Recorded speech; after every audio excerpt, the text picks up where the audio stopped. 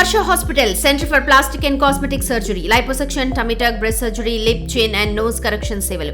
మీ అందానికి నమ్మకమైన చిరునామా Harsha hospitals, Kompally, Hyderabad. Breaking news. రాజమండ్రిలో కల్తీ పాల కలకలం ఇంకా కొనసాగుతూనే ఉంది. రోజురోజుకు మరణాల సంఖ్య పెరుగుతూ ఉండటం స్థానికంగా తీవ్ర భయాందోళనకు గురిచేస్తోంది.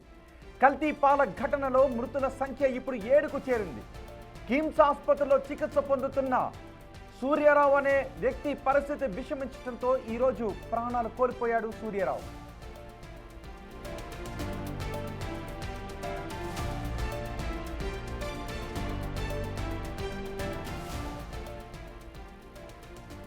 ప్రస్తుతం వివిధ ప్రైవేట్ ప్రభుత్వ ఆసుపత్రుల్లో మరో 13 మంది బాధితులు మృత్యుతో పోరాడుతున్నారు.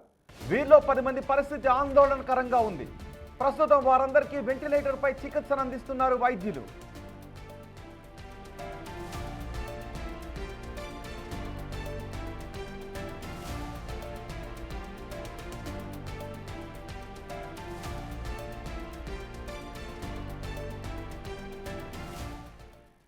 మరింత సమాచారం రాజమండ్రి నుంచి మా ప్రతినిధి శివశంకర్ అందిస్తారు. శివశంకర్, ఏం జరుగుతోంది? రోజుకొకరు ఈ బాధితులు ప్రాణాలు కోల్పోతూ ఉన్నారు. ఏంటి పరిస్థితి? డాక్టర్లు ఏం చెబుతున్నారు? మిగిలిన చికిత్స పొందుతున్న వారి ఆరోగ్య పరిస్థితి ఏ విధంగా ఉంది? రోహిత్, చూసుకున్నట్లయితే కల్తీ పాల బాధితులు ఒక్కొక్కరికి అయితే ప్రాణాలు విడుస్తున్న పరిస్థితి కనిపిస్తుంది. నిన్న సత్యనారాయణ అనే వ్యక్తి చనిపోయారు. అతను కూడా చౌడేశ్వర నగర్కి చెందినవారే. ఈ రోజు మరొక వ్యక్తి చనిపోయారు, సూర్యారావు అని. అతను కూడా చౌడేశ్వర నగర్కి చెందినవారు కావడంతో ఆ ప్రాంతం అంతా కూడా విషాద ఛాయలు అనుకున్నారని చెప్పుకోవాలి. అయితే వీరందరూ కూడా ఏజ్ సుమారుగా 60 నుంచి 70 ఏళ్ళు, 70 నుంచి 80 ఏళ్ళు వయసు ఉన్నవారు. అంటే వీరు ట్రీట్మెంట్ ఏదైతే డయాలసిస్ వెంటిలేటర్ మీద నుంచి ఉంచి చేస్తున్నారో వీరందరికీ కూడా దానికి రెస్పాండ్ అవ్వట్లేదంటూ కూడా డాక్టర్లు చెప్తున్న పరిస్థితి కనిపిస్తుంది. ఒక పక్క చూసుకున్నట్లయితే డయాలసిస్ ఏదైతే డే 1 నుంచి కూడా డయాలసిస్ అందిస్తున్నారో అది అత్యంత ఎక్విప్మెంట్ తోటి, ఆధునిక ఎక్విప్మెంట్ తోటి వైద్యం అందిస్తున్నప్పటికీ కూడా వారి వృద్ధాప్యంలో ఉండడంతో వారి బాడీ అయితే రెస్పాండ్ అవ్వట్లేదని కూడా చెప్తున్న పరిస్థితి కనిపిస్తుంది. అయితే వీరందరికీ కూడా ఏదైతే కిడ్నీస్ డ్యామేజ్ అయ్యాయో ఆ డ్యామేజ్ అయిన పర్సంటేజ్ మళ్ళీ రికవరీ అవ్వాలంటే ఆ మెడిసిన్ ని తీసుకోగల కెపాసిటీ ఉండాలి ఆ బాడీకి. ఆ మెడిసిన్ తీసుకునే కెపాసిటీ లేదు కాబట్టి వారు మృత్యువాత పడుతున్నారంటూ కూడా డాక్టర్స్ చెప్తున్న పరిస్థితి కనిపిస్తుంది. అయితే ఉన్న వాటిలో అత్యంత ఆధునికమైన టెక్నాలజీ తోటి బెస్ట్ డాక్టర్స్ తోటి అయితే సర్వీస్ అందిస్తున్నామంటూ కూడా ఇప్పటికే డాక్టర్స్ చెప్తున్నారు. అదేవిధంగా ప్రభుత్వం కూడా మెరుగైన వైద్యం అందించడానికి మాత్రమే వీరందరూ కూడా ప్రైవేట్ ఆసుపత్రుల్లో అయ్యే ఖర్చు అంతా కూడా భరిస్తామంటూ కూడా ఇప్పటికే సీఎం చంద్రబాబు ప్రకటించిన పరిస్థితులు కనిపిస్తున్నాయి. ఒక పక్క చూసుకున్నట్లయితే ఒక్కొక్కరిగా కూడా మృతుల సంఖ్య పెరుగుతోంది. ఇప్పటికే 7కు చేరుకుంది. నిన్న రాత్రి ఒకరు చనిపోయారు, ఈ రోజు ఉదయం ఒకరు చనిపోయిన పరిస్థితి కనిపిస్తుంది. అయితే ఇంకా 10 మంది వెంటిలేటర్ డయాలసిస్ జరుగుతున్న పరిస్థితి అయితే కనిపిస్తుంది. పూర్తిగా చూసుకున్నట్లయితే వెంటిలేటర్ డయాలసిస్ మీద ఉన్న వారి పరిస్థితి అంతా కూడా ఆందోళనకరంగా ఉందంటూ కూడా కుటుంబ సభ్యులు ఆవేదన వ్యక్తం చేస్తున్న పరిస్థితి కనిపిస్తుంది. ఒక్కొక్కరిగా ప్రాణాలు విడిచిపెట్టడంతో ఆ వెంటిలేటర్ మీద ఉండి డయాలసిస్ చేసుకుంటున్న వారందరూ చేయించుకుంటున్న వారి కుటుంబ సభ్యులందరూ కూడా తీవ్ర ఆందోళనకు గురవుతున్న పరిస్థితి అయితే ఇక్కడ కనిపిస్తుంది. రోహిత్, శివశంకర్, చికిత్స పొందుతున్న వాళ్ళు రోజుకొకరు చనిపోతూ ఉంటే, రోజుకొక మరణాల సంఖ్య పెరుగుతూ ఉంటే మిగిలిన వాళ్ళు ఆందోళన వ్యక్తం చేస్తున్నారు. మిగిలిన కుటుంబ సభ్యులు ఇంకా 13 మంది ప్రభుత్వ ప్రైవేట్ ఆసుపత్రిలో చికిత్స పొందుతున్నారు. అందులో 70 ఏళ్ళ పైబడిన వాళ్ళు కూడా ఉన్నారు. సో ఇప్పుడు ఇంకెక్కడికైనా అధునాతన వైద్యం కోసం పంపించాల్సిన అవసరం ఉందా? లేదంటే ఇంకెవరినైనా నిపుణులైన డాక్టర్ని అక్కడికి రప్పించాల్సినటువంటి అవసరం ఉందా? వైద్యాధికారులు ఏమన్నా ఫోకస్ చేశారా?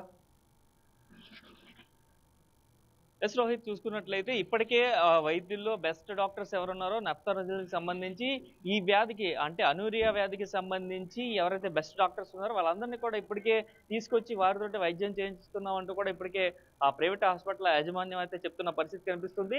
ఎక్కడికక్కడ ఇప్పటికే దీనికి సంబంధించి ఏదైతే మెడిసిన్ ఉంటుందో ప్రత్యేక మెడిసిన్ కూడా తెప్పించాము. అయితే అవసరాన్ని బట్టి అవి వాడతాము. అంటే బాడీ రెస్పాన్స్ అయ్యేది అంటే మెడిసిన్ ఇచ్చేటప్పుడు వారికి తీసుకునే కెపాసిటీ ఉంటుంది, తీసుకోలేని కెపాసిటీ ఉంటే అది రివర్స్ అయ్యే అవకాశం ఉంటుంది. కాబట్టి ఆ బాడీ ఎప్పటికప్పుడు రియాక్ట్ అవుతూ ఉంటుంది. ఆ బాడీ రియాక్షన్స్ బట్టి అయితే మెడిసిన్ అంతా కూడా వాడుతున్నామంటూ కూడా చెప్తున్న పరిస్థితి కనిపిస్తుంది. అయితే మొత్తం 15 మందిలో సుమారుగా 3 తప్ప కర్మ వారందరూ కూడా వృద్ధులే. అయితే ఈ నేపథ్యంలోనే 3 మాత్రం చిన్న వయసు ఉన్నవారు. ఆ 3 చిన్న వయసు ఉన్నవారు కూడా ప్రస్తుతం అయితే వెంటిలేటర్ డయాలసిస్ జరుగుతున్న పరిస్థితి కనిపిస్తుంది.